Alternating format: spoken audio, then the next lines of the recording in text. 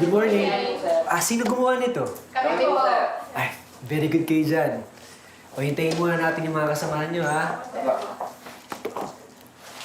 Good morning, ma'am. Good morning! Good morning, Mrs. Cabrera.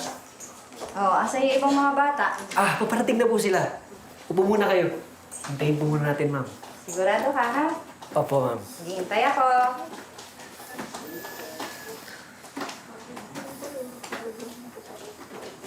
Poldo. Malapit na po yun. Paparating na ba sila? Opo. Ayan, parating na po, ma'am.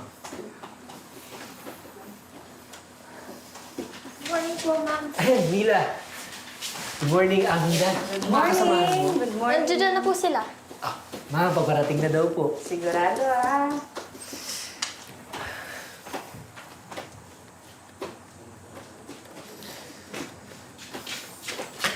Good morning, sir. Good morning, ma'am. Good morning! Good morning. Kompleto na ba? Good morning!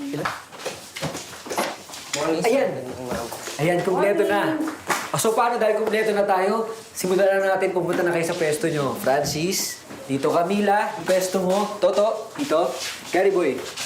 Yan, sa gitna sa likod ni Francis. Tapos yung mga taong bayan sa likodan. Ayan, pumesto na kayo. So paano yan?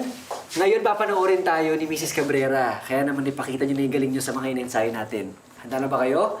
So bibilang lang ako ng 3, ha? Okay, 1, 2, 3. Ngayon, mayroong mga dayuhang nais na lupigin ang ating lahi.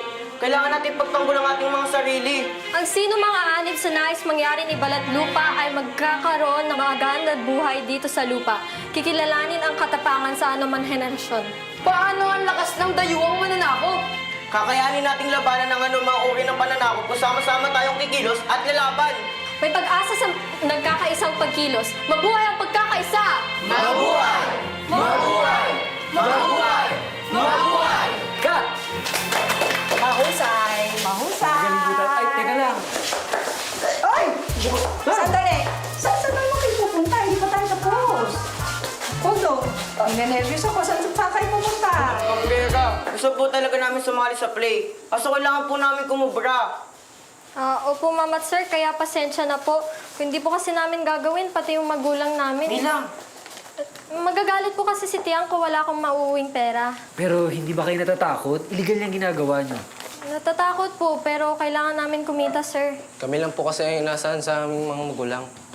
May sakit po rin ang tatay ko. Sandali. Makinig kayo sa akin lahat, ha? Alam niyo naman, malapit na piyesta.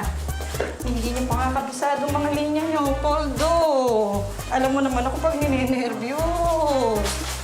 Sir Poldo, Ma'am Cabrera, mauna na po. May pasensya na po talaga. Magigiyan po namin sa susunod na pag-ensayo.